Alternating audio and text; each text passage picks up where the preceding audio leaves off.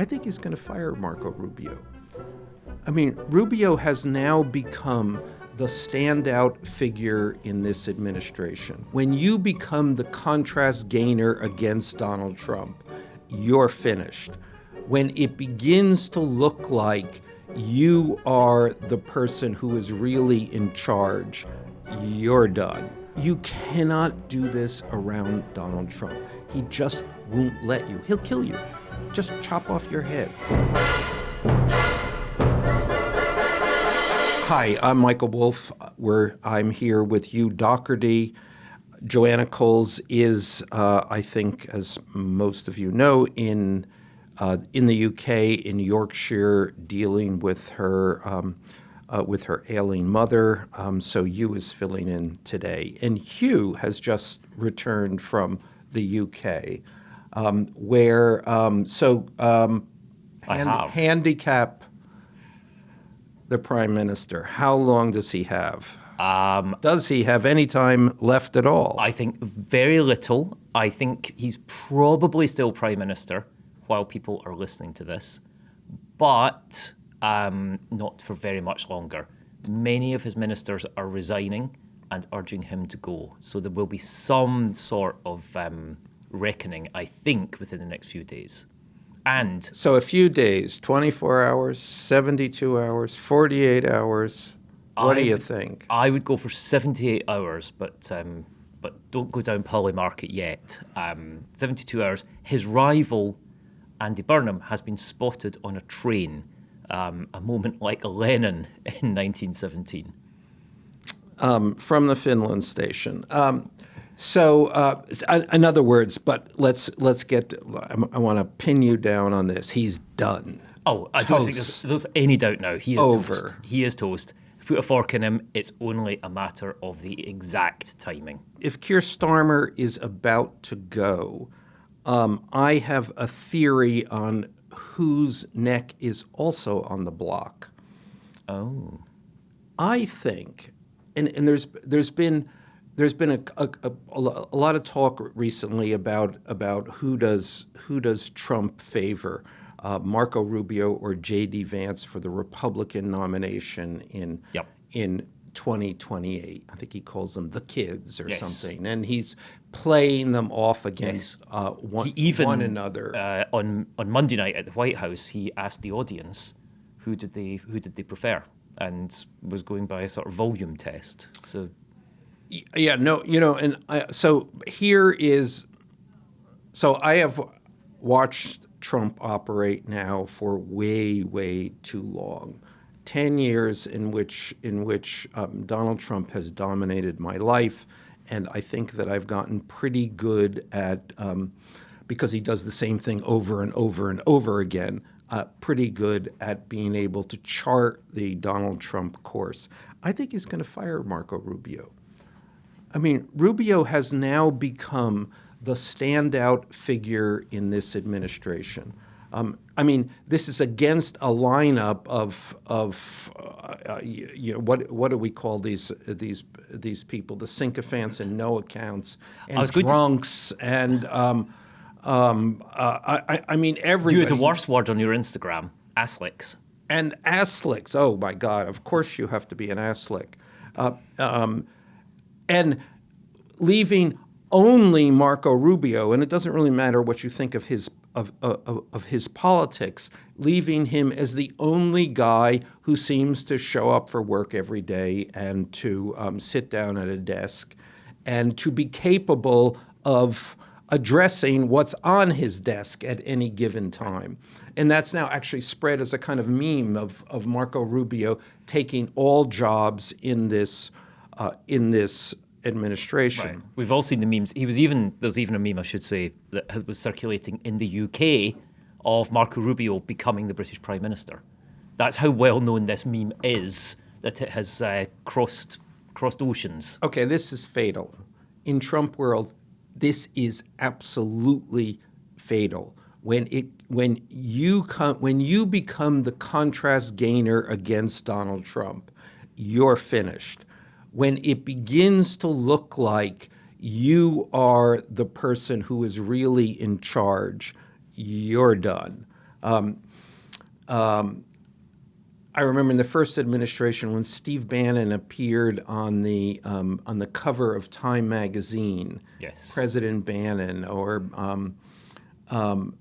was it Trump's brain? At any rate, the message was clear, and at that moment, and even Bannon recognized at that moment that his fate was written. And Bannon, you obviously know far better than I do, but Bannon had really I know him far better than everybody. Well, is that a boast? It's just part of my circle of the people who somehow I have come to know, for better or worse. Bannon had tried to stay behind the scenes quite effectively for a while, hadn't he? He'd been reluctant about posing for photos. He hadn't really gone down that road. But the opposite here. Yeah. The opposite with Rubio. He's DJing. He's doing the questions at the podium. He's everywhere. No, and you cannot do this around Donald Trump. He just won't let you. He'll kill you. Just chop off your head. So the fact that Rubio has put himself out there as the guy in charge, President Rubio, is. So I handicapped Starmer, and I'll stand by 72 hours. Can you handicap this? Because we're in a little softer situation. Yes. 4 months. 4 months. 4 months would take us right up to the midterms. I think we will see a lot of action just before the midterms because they're going to be panicked. And so it is going to be, and he is not going to want, two things. He's not going to, if they do well in the midterms, he doesn't want anyone else to claim credit for that. And prior to the midterms, in trying to improve their position, he's going to make changes. He's going to do things. He's going to look to change the subject. And Marco Rubio is going to get his head chopped off. With a new meme of Marco without a head on the White House sofa. You saw it here first. Yeah.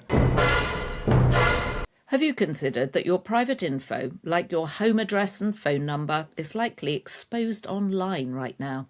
Incogni fixes this by automatically finding and removing your data from hundreds of brokers who sell it without your consent. As they say, they can't harm you if they can't find you. Incogni automates the removal process for hundreds of known data brokers, companies you've likely never heard of, that are profiting off your identity. They don't just stop at social media, they scrub your info from online directories, people search sites, and even massive commercial databases. They protect a huge range of data, including your financial info, employment history, and even your sexual orientation or religious beliefs. To get an exclusive 60% off an annual Incogni plan, go to incogni.com/beast or click the link in the episode description box. Again, that's 60% off with an annual Incogni plan. Just go to incogni.com/beast or click the link in the episode description box. Marco Rubio is supposed to be in charge of foreign policy, national security policy. So that's all about one thing, really, isn't it? Yeah, no, and it's he's going to blame Marco Rubio is going to be blamed for Iran. Absolutely. I mean, the real reason is that Marco Rubio is upstaging Donald Trump, but the pretext will be Iran, where they're going to need somebody's going to have to take the blame for Iran. It's not going to be Donald Trump, who deserves the blame. And let's come back, because we're at this really interesting moment in the Iranian, do we call it diplomacy, in the war? We're at war with the Iranians. We're also at war with the meaning of war.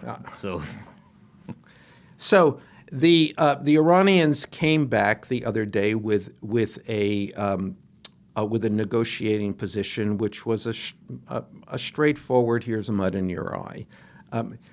Essentially, they said to Donald Trump, remember, and Donald Trump has brought us to the point of the Iranians have to capitulate because they have been obliterated, because they have nothing left, because we have all of the power.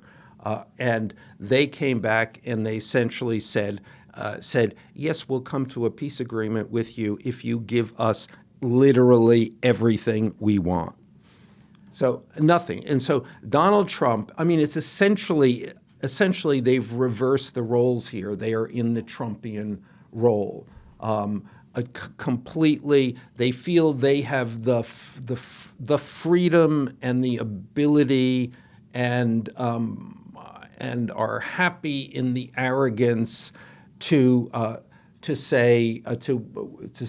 be absolutely unreasonable. And it might be worth saying, we got figures, we're recording this on Tuesday morning, and there were devastating figures this morning about inflation. That the consumer price index has hit 3.8%.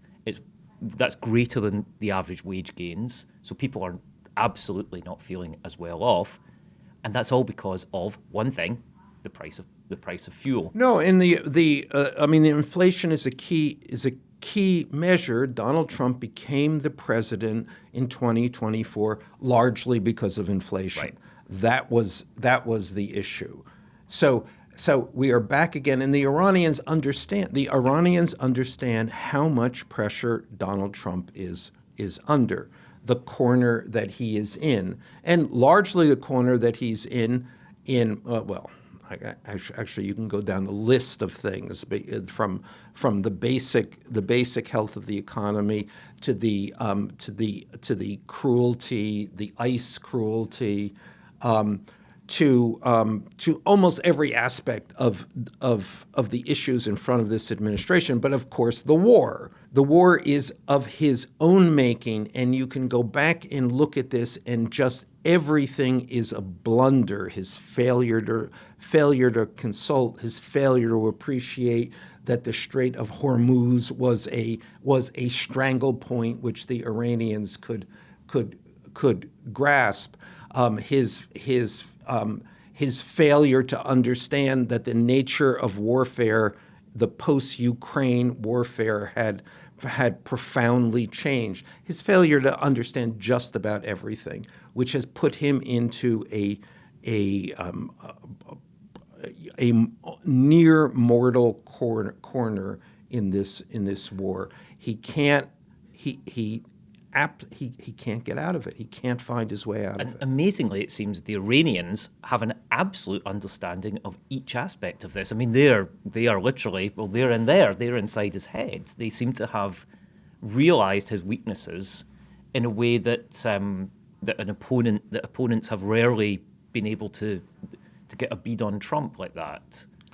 Yeah, I'm not sure. And one of the things that a lot of people in business in New York and the real estate world have always talked about is that Trump is easy to read because he does the same thing over and over again, because his insecurities and weaknesses are so he wears them on his sleeve, and also because.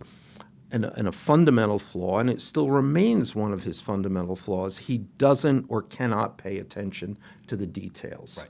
And obviously the Iranians, because it is life or death for them, and actually it has been the death for many of them, it all depends upon the details. They are reading this. He is incapable of reading it. And he should have advice from Marco Rubio, you would think. But is he listening? As we've discussed so many times, he doesn't listen to advice. I mean, that is the other thing. He is incapable of listening to advice. I mean, he is incapable. We don't have to go that far. He is incapable of listening. Period. But you've discussed this many times, of course. Many times. No, I mean, it is one of the overt and shocking things about Donald Trump, in which anyone who has ever spent any time with him not only appreciates but finds it, just a jaw-dropping circumstance that he never, ever, ever shuts up. There's also one of this point about inflation and cost of living and its ability to hurt him. There are some psychologically hurting figures in in these new CPI figures, and one of them is that tomatoes, of all things, are up 40%, which is kind of like the egg figure that he rode so effectively. But it seems like, and in this case, it's partly because of bad weather, but partly because of tariffs. Yeah, well, I think what everyone finds, and that's the affordability issue, is that everything is up. Yeah. I mean, that it costs to live one's life is significantly more expensive than it has been, and there is the sense that it gets more and more expensive. This is not this is if you're in charge, this becomes a mortal aspect of your ability to continue to stay in charge. And it's a Keir Starmer kind. It's one of the things that he is running against. And it's almost this broader thing, which gets into okay, this is a moment of populism. Yes, and that's certainly true. But there is this other thing, and it's a structural thing that all of these issues that face postmodern industrial societies are really hard to fix. Right. So if you become the point guy, Starmer or Trump or Biden before that, you're going to get the wrath of people who say you're not solving these problems. Especially if they voted for you. Especially. And we can have some, I hate to have sympathy for Donald Trump, but we can have some sympathy for the fact that these problems really are hard to solve. They may not be problems that can be solved. So therefore nevertheless, somebody is going to have to pay for them. Joanna is going to be watching this saying, hold on, I go away for half an hour and already we're expressing sympathy for Donald Trump.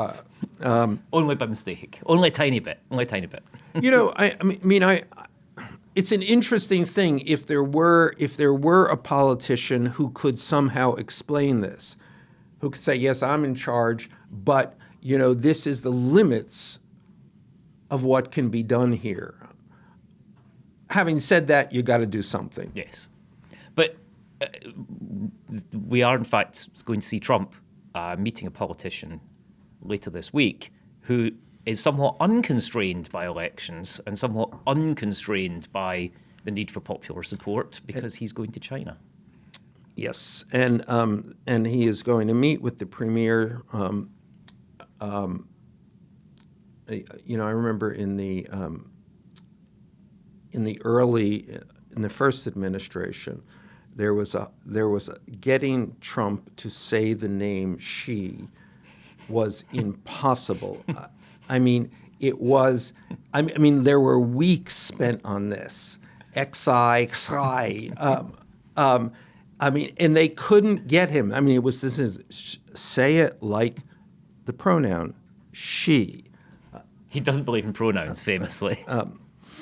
But he's conquered that difficulty. But let's bring this back to because I think this is an important moment, because part of the Trump rise to power, the first Trump administration, this Trump administration, a central theme has been to deal with the China issue. China gutted the American heartland, the industrial landscape. China became rich. The Chinese became richer as the Americans became poorer. That had to be addressed. We didn't trust the Chinese. The Chinese were using all of the tools at their disposal, essentially state-sponsored capitalism, which is an odd term, but that's basically what it was. The Chinese would subsidize their industries at the expense of the U.S. industry and of the Europeans also. That had to be stopped. There would be no growth in the United States, no real growth, especially especially for the Trump base, the working man, the U.S. working man, unless China were stopped, unless we could have it. That would be the only way we would have a chance at any kind of reindustrialization. Now, in the course of this is the first Trump administration. We're now coming to the end of the first half of the second administration. The theme. There's the Trump theme of wanting to stop the Chinese, but the actual theme is that the Chinese their power and influence and wealth has only expanded. Right. So on that count, Trump has failed at every point. So he hasn't been to China in 10 years. It's almost 10 years, I should say, since he was last in China. And as you rightly say, Michael, China's got more powerful. China has got richer. What is he going for? What's in his mind about what this trip is about? Because we haven't really heard an explanation or a speech or a position or the traditional ways in which people might communicate. We haven't heard. Why is he going? Yeah, I mean, there's a couple of things. First, there is, as with all things, the distraction.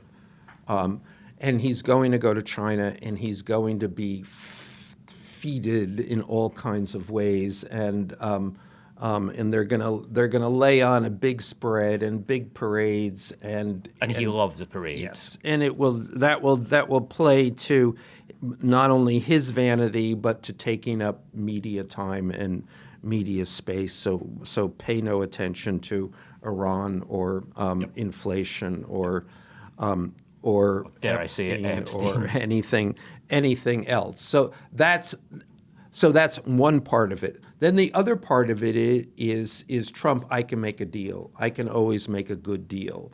I'm the deal guy. And that again, that's that other thing. It's kind of like his marriage. I'm married to the most beautiful woman. Although we don't live together, we don't speak, and she clearly hates me. And the deal stuff is sort of like that. It's a complete invented myth, and even in the Trump mythology or the reverse mythology that anyone who is familiar with what he did when he ran the Trump organization is that someone else always did the deals. I mean, he couldn't do the deals. He has, the thing about doing deals is that you really do have to pay attention to the details. They're all about detail. Which he never does. So there's enormous worry. He's going to China, and he's going, and he, by the way, he has come to believe, it's not as if he says, hey, I really can't do the deals, and somebody else. He really thinks he can do the deals. So there's an enormous fear that he's going to China and he's going to give away the store. And part of that is that he has this idea of bringing Chinese investment into the U.S. Right.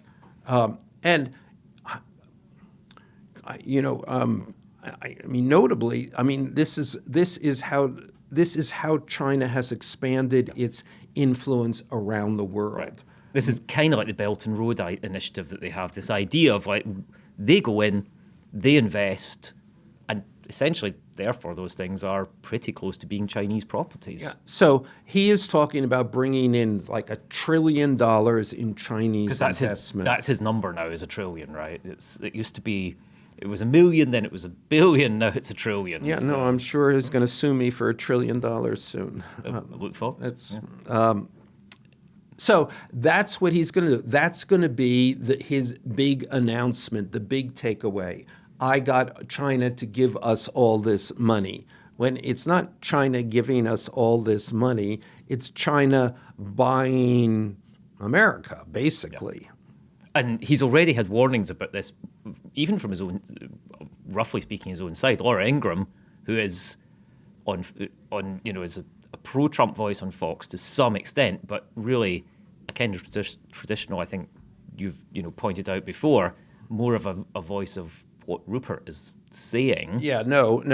Laura would be Rupert's voice. Yes. Yes. But she was using her platform to say this seems like a mistake. Yeah, and Rupert would be, would be one of those old. Actually, he's in trouble on two fronts here, both from traditional Republicans and from MAGA Republicans on this. I mean, this is going to be what comes out of this is going to be. This will be one of the pivotal issues to look at how the Republican Party, both the center and the right, how they respond to this, because they're both united in China is the bad guy. And he's going to come out of this and say China is the good guy. They're our partner now. And he previously he publicly sucked up to Xi. He's a great guy. He's a genius. Presumably, from Xi's point of view, this is the situation you want, right? Somebody completely wants to make a deal with you and says nice things about you before you go in there. I mean, so you have both the Iranians and the Chinese trying to deal, who are effectively dealing with Trump from a position of strength rather than weakness, which is a total reversal. And a reversal of 80 years of American foreign policy as well, obviously. But and it goes to this other thing. What is Trump doing making foreign policy? This is the person you've elected to do a vital job which he has no capacity to do. And which those people are well aware of as well. And it's this other thing. We get to come back to the Keir Starmer problem. All of these people in power don't have the ability to make the dramatic changes that people want. So therefore, we elect people who promise dramatic changes because, but they promise dramatic changes because they can't fully appreciate, or they're flim-flam people, that it's impossible to make dramatic changes. Therefore, they get elected, and Nigel Farage will probably become the Prime Minister of the United Kingdom he'll get his shot at this. And likewise, Donald Trump, who are not people capable of doing of attending to the fundamental details of government, the kind of details that hold things together. Well, we're going to see in a couple of days, but I wanted to talk to you as well. You don't think Nigel Farage is going to become the Prime Minister? I would actually handicap Nigel Farage as not becoming Prime Minister. I think he is too closely associated with Trump, and that the centre-left consensus in the UK is, or the country has a broader centre-left consensus than the US does. So I think, my guess is that it would be difficult for him to get enough support to be Prime Minister. And just to point out to the American audience that Nigel Farage's Reform Party the other smacked everybody else. They're the single most popular party, and they just picked up a lot of local elections. The UK doesn't have states, but it does have local authorities. They call them councils, and they picked up. It's sort of like the midterms. It's midterms. kind of a midterms, and they did very well. I think, if I'm from what people were talking about, and I should say I spent some time in Scotland, where I am from, which has its own internal politics about breaking up with the UK or not. But I think Nigel Farage has a ceiling, and the way that the UK electoral system works, that ceiling might actually be too low for him to get into number 10 Downing Street, the home of the UK's prime ministers. I've been listening to this for a long time now, essentially 10 years, that Nigel Farage had reached his ceiling. You may be right, but I don't think he's even reached the ceiling yet. I think he's got more to go, but I think that there might just be enough tactical voting and a combination of the sort of intricacies of the electoral system that could keep him out. But I could be wrong. No, and just to I didn't predict return Brexit, so to the don't to the go down point, the Nigel bookmakers. Farage, like Donald Trump, is not someone who has any evident ability or any interest in managing the details of Yes, government. absolutely, exactly the same characteristics. So in China, what you go to China, I mean, this is a very technical. It's a very technical process on how you produce an advantage and don't incur a disadvantage in this negotiation. I mean, it's like any negotiation. It's like a business negotiation, which Donald Trump is supposed to be expert on, of which he is a complete,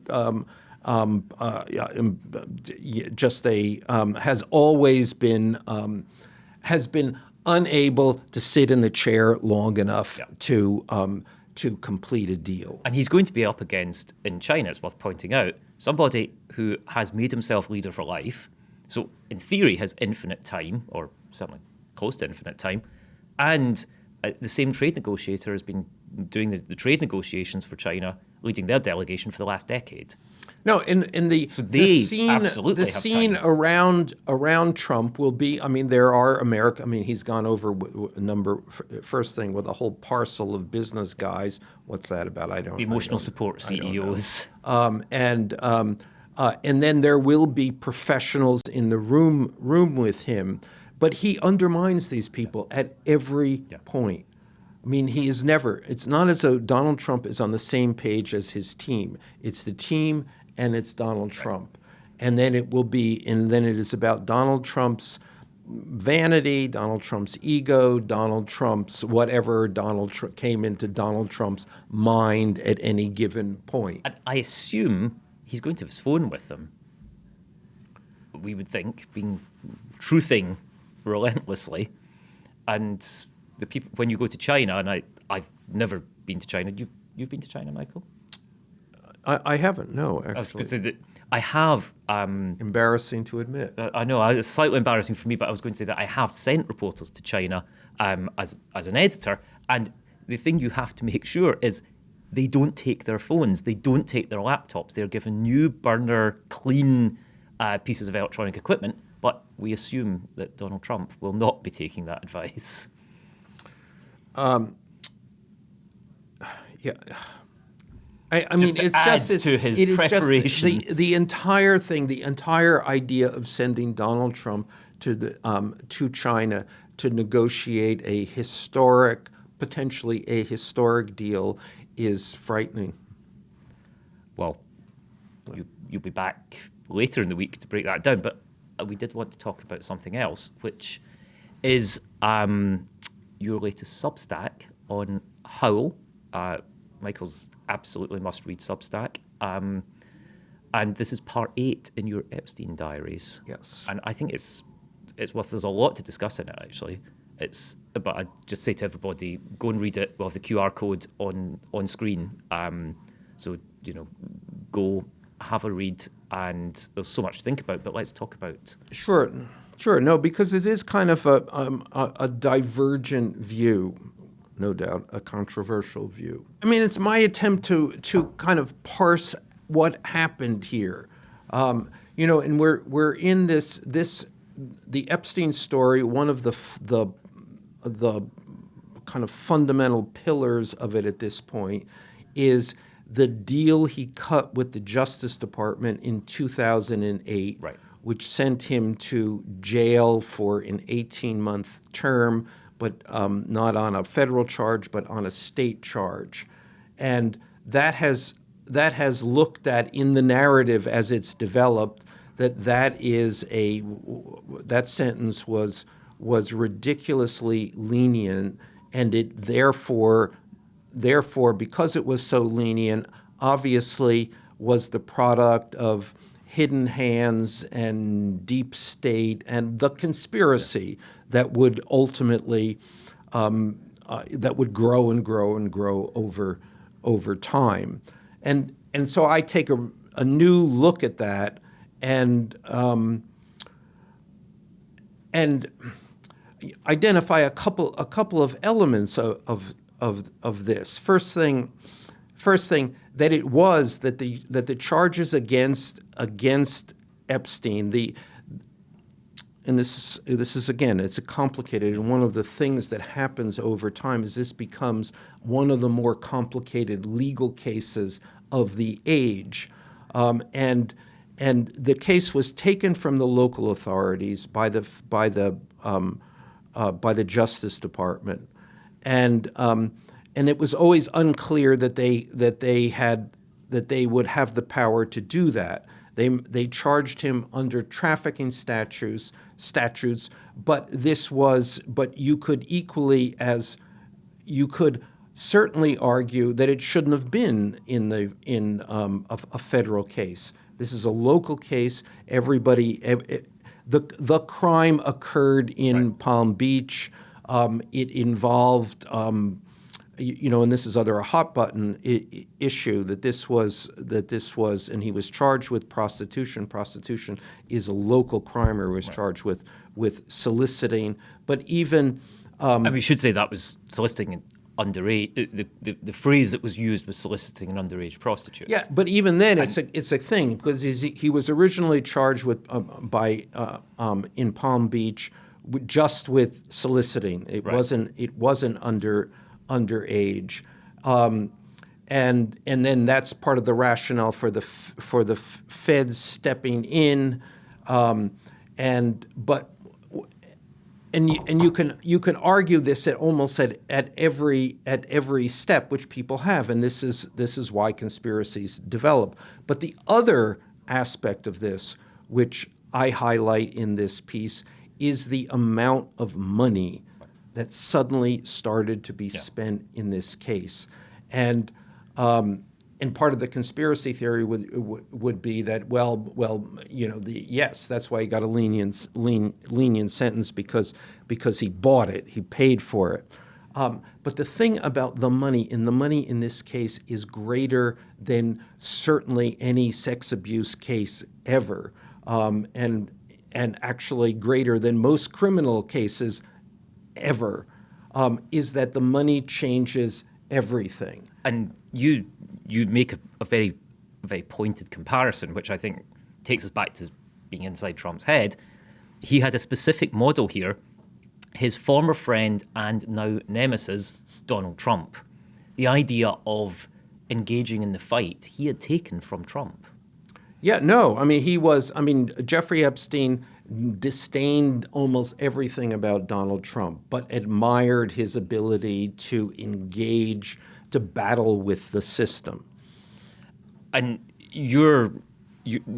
one of the things that's worth talking about here, I think, is we talk a lot about Epstein after his conviction, after the 2008 conviction has become the focus, and the sort of the test of people is, did they continue to do business with him? Were they seeking his advice? Were they seeking his company?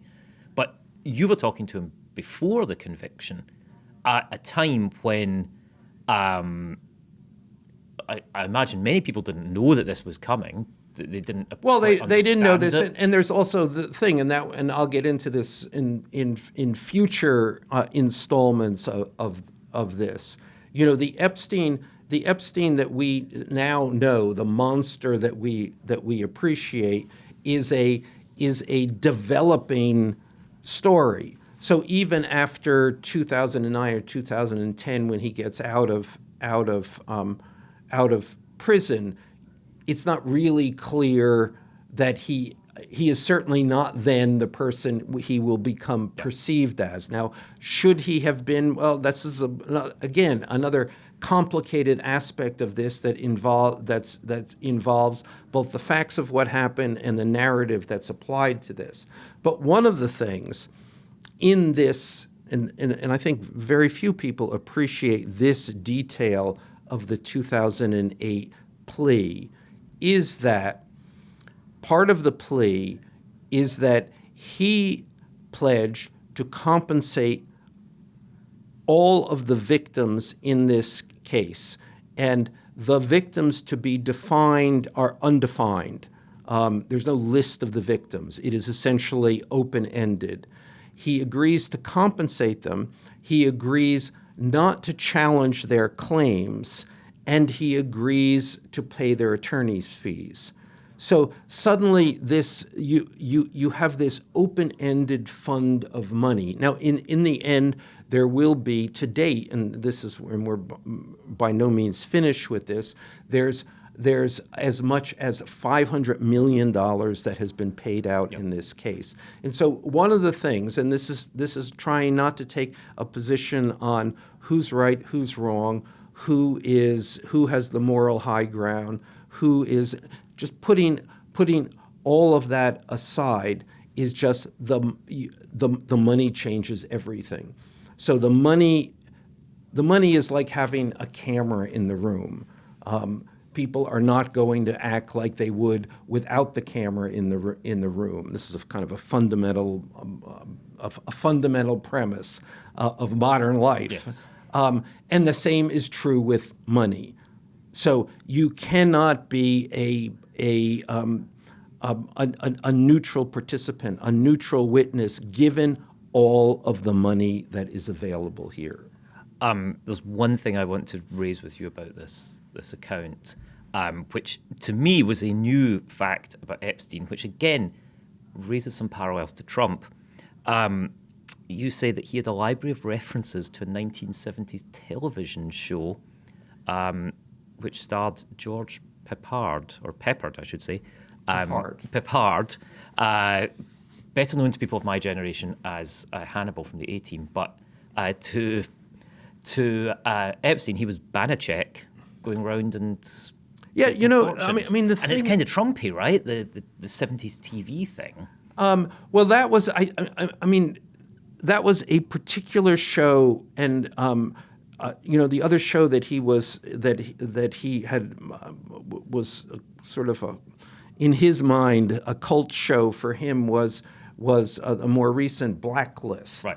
So in each of these cases, Jeffrey Epstein was a made-up figure. Yeah. Jeffrey Epstein doesn't exist, which is another way in which the conspiracy comes to play. Well, he must have been, somebody must have been backing them. He must have been the front for somebody, except for the fact that he wanted you to believe that. Yes. It was in everything. Jeffrey Epstein didn't exist, and then he turned himself into this figure, this Jeffrey Epstein figure that had no relationship to what he would have otherwise ordinarily in what would seem to be a logical world have been. And again, this goes to the conspiracy. He must be a conspiracy, except for the fact that he was trying to make you think he was the product of a conspiracy. But Banachek was a character in the 1970s in which he lived in a big house, had people attending to him. You didn't know where his money came from, and Epstein saw himself like that. In Blacklist with James Spader, James Spader is a kind of master criminal who the government has to call on to solve all crimes or something like that. It's ridiculous. But it is this made-up figure. That's Jeffrey Epstein was at all times writing his own story. He wanted you to think. He wanted you to think that that he was this sexual something or other. He was surrounded himself with these young women all of the time. Let me technically point out that certainly in my experience, the young women did not seem underage. They seemed like 19 or 20. They seemed like models. So it was always calling attention to himself, calling attention to what you would otherwise think if he were trying to hide, he would not have called attention to. There's one thing that I think that jumped out at me about all of this as well, is that your analysis is much less based on conspiracy than on, and in fact it's not based on conspiracy, obviously, but is based on the sort of the slippery nature of reality. And this kind of ties back to Trump in China, that there were so many people negotiating and it becomes so complicated that actually No, and it goes back to to really character, and it's right to bring up Trump. I mean, Jeffrey Epstein and Donald Trump created themselves at the same time. Why did they like each other? Because part of the bond was that they were both creating these myths about themselves. And then they ultimately came into conflict, and arguably mortal conflict. But they are in that framework absolutely the same kind of person. You can probably even go that they are the same person. Well, I just want to say, got to go and read it. It's fascinating. There's lots of people who want to ask questions about your time with Epstein. It's all here. It's all on Howl. And Yeah, no, it's not all on Howl yet, but there is more coming. Yeah, no, I mean, I am going to tell this entire Epstein story. And again, the interesting thing about the Epstein story has entirely been told by people who did not know him, because the people who did know him are too afraid to talk. Yeah. So my view is really the only view so far from someone who has actually observed him over quite a number of years. Well, must read. The QR code is back on the screen. People should go and I'm sure Joanna, the next time we'll have lots of feedback as well on this. Michael, it's been a pleasure to join you. Well, thank you for being here. Thank you for taking me inside Trump's head. Thank you to our producers. Ryan, Heather, Rachel, and Neil. So the good news is we have so many Beast tier members now. There are too many names to read out, and we really appreciate your support.